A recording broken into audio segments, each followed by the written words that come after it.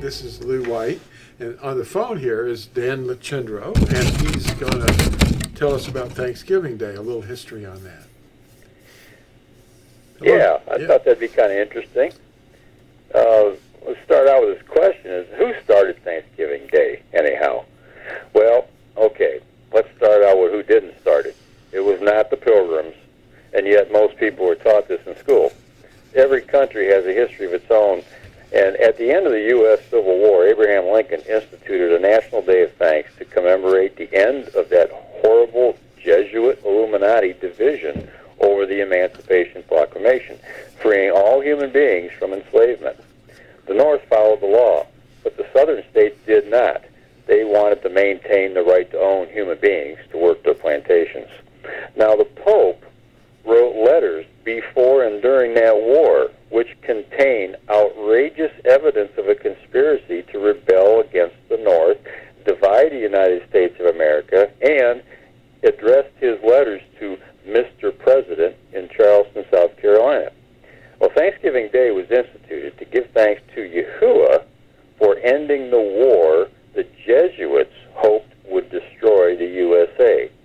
The U.S. Constitution, as written, would never allow any alliance to make a concordat with the Vatican, and after the war, Lincoln was assassinated. 12 Jesuit operatives were hanged for the conspiracy. After this, another ferocious attempt to divide the USA was formed, also based in Charleston, South Carolina. It was called the Ku Klux Klan. The attempt to foment a race war has continued since the 1860s, and Lincoln wrote about this foreign enemy and its conspirators, and he called them Jesuits. They ran all the departments of the Nazis, planning to take over the world. They control the news media, the United Nations, and they hide in plain sight as they blame others for their own activities. Read the Jesuit Oath, and what is happening in the world today will begin to form a coherent pattern to you. And there's a website that you can look up here. It's called http://www.fossilizedcustoms.com/jesuitoath.hotmail. If you look that up, I'm sure Lou will show it to y'all. You can get that Jesuit Oath and read it for yourself. And it's not a good thing. It may really surprise you what's really in there. And there's something else here that I wanted to include when I brought this up, and that was in the book of Proverbs. And if you read in the Proverbs 1, and we started, right around verse 24, and this is Yahuwah. Because I called and you refused, I have stretched out my hand and no one inclined, and you spurned all my counsel and would not yield to my reproof. Let me also laugh at your calamity and mock when your dread comes. When your dread comes like a storm and your calamity comes like a whirlwind, when distress and anguish come upon you, well, let them call on me, but I answer not. Let them seek me, but not find me, because they hated knowledge and did not choose the fear of Yahuwah. They did not accept my counsel. They despised all of my reproof. Therefore, let them eat the fruit of their own way and be filled with their own counsels. For the turning away of the simple slays them, and the complacency of fools destroys them. But whoever listens to me dwells safely and is at ease from the dread of evil. Now, this interesting in verse 31 there where it says, therefore let them eat the fruit of their own way. Well, there's an old saying that goes, I think it comes from the British, let them eat cake. That just sort of came to mind. But I just thought that was really interesting there. And hopefully everyone can make a connection there and see what the point is. So what do you think, Lou? Yeah, they make up holidays of their own. That's what Proverbs is referring to, that they do their own thing. Yeah. And they don't, they forget what the real meaning of Thanksgiving is.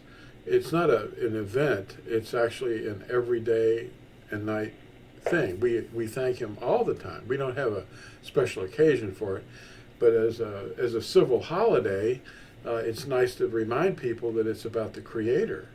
It's not about pilgrims.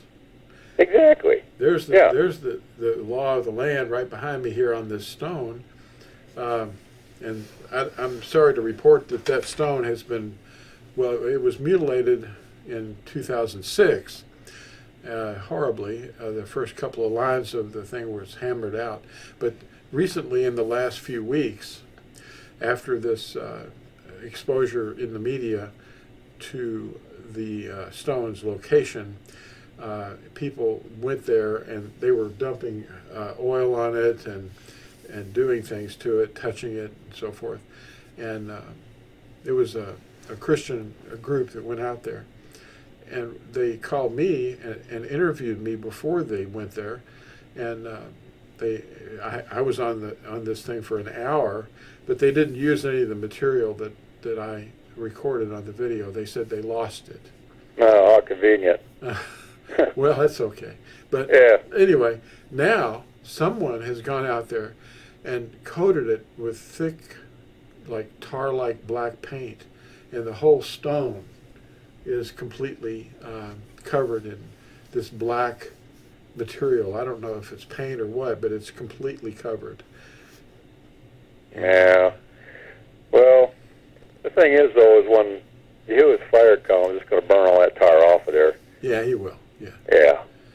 Yeah. This is the Ten Commandments written in real Hebrew. And exactly. So, yeah, well, that's the marriage ketubah. Yeah. The covenant. Yeah. You know, that's not going to go away. No, his word will never pass away. Never. Ever. Nope. Ever. And he's probably got lots of them that we haven't found, that are gate stones to communities of the tribes of Yisrael that are all over the world. And here in this country, this one is approaching 3,000 years old. Yeah, and the thing is those tribes, a lot of them don't know who they really are. They're, scattered among the nations, living like Gentiles, even though they're really not Gentiles. Yeah. Yeah. Well, when the first colonists came to this country and discovered that there were already people here, from the Spanish ships or from England or whatever, they were trying to say that they were the ones that discovered America and all that, but that's not true. The indigenous people here are the tribes of Yisrael that were sent out by ships from Shlomo or Solomon so long ago. And anyway, this group that interviewed me were very in agreement that these are, the Lakota and the Cherokee and all these tribes are actually Israelites, and they came here, they've been here. And, that's interesting, isn't it? Yeah, it is. And I really bonded to the group that, was interviewing me, but I'm sorry they didn't choose to use the video interview. Yeah, that would have been very revealing, I think, if they could have used it, or if they would have used it. Yeah. Yeah. There were some things probably mentioned that didn't jive well with their theology, It probably would have undermined the authority that they hold over certain groups of people. Yeah, maybe. Yeah, and there was something else, too, that I did want to mention. I know for the sake of time, though, I keep it really short, but this fellow, I'm sure that a lot of people have heard about it. He became the Speaker of the House, Mike Johnson, and he said it was through prayer and not politics. And I thought that was interesting. And he is basically, from what I have found, is he is of the Baptist denomination. So, I'm not sure. There's like about 200 or 300 different branches of that, but he's basically, he has fundamentalist Christian beliefs, and so he acknowledges our Creator, albeit he doesn't know His name, and so I just think it's significant because they haven't found anything wrong with him, and all the points that they've listed in the article that I read, and everybody likes him. he doesn't have any enemies. So that in itself right there is quite telling to me, because there's rumblings about a religious law that they want to pass at some point to coerce all the people to keep the spurious Sabbath day, Sunday, as a day of rest. And they're going to use it, I think, as something to, with this climate change agenda that they have, which is a bunch of nonsense anyhow. They're going to find out, though, that it's going to be a very fruitless effort, and the consequences are going to be very bad. But it seems to me that that might be the way things are possibly going. And I'm not totally sure of any of this stuff, but it's just something that caught my interest, and I think it was noteworthy.